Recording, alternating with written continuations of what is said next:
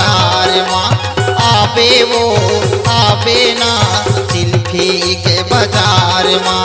बगल में हावे थाना पुलिस, बगल में हावे थाना पुलिस, हव ठाकुर देवता वो।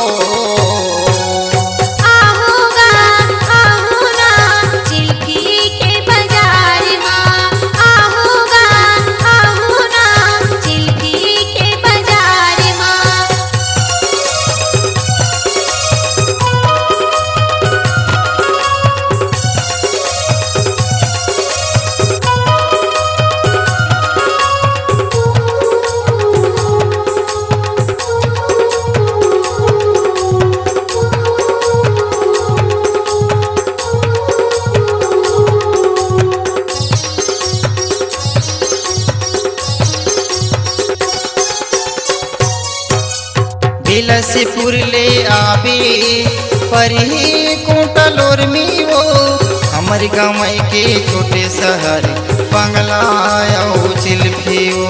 हमर गाँव के छोटे शहर बंगला चिल्फी वो।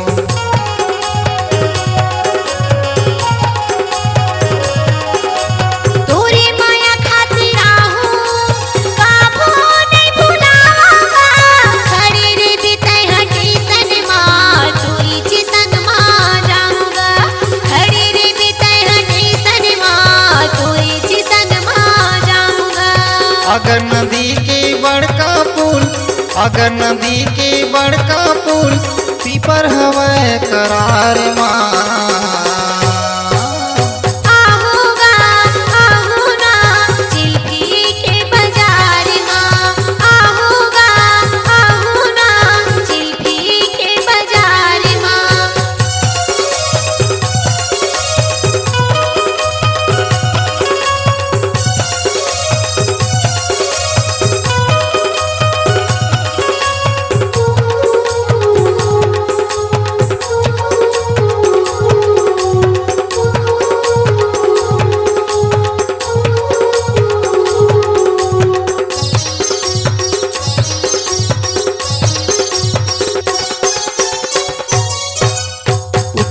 बस माँ आबे पर चुम पाबे वो शिवन जोशी के माया लारानी तय हर जन भुलाबे वो। शिवन जोशी के माया लारानी तय हर जन भुलाबे वो।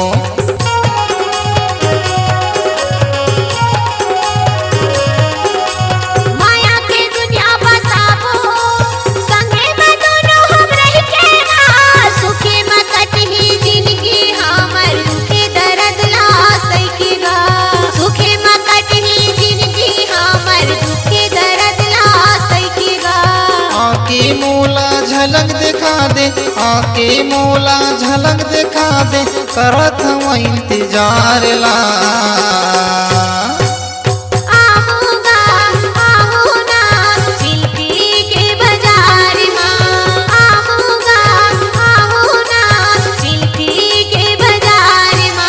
बगल में हावे थाना पुलिस, बगल में हावे थाना पुलिस, हव ठाकुर देवता वो।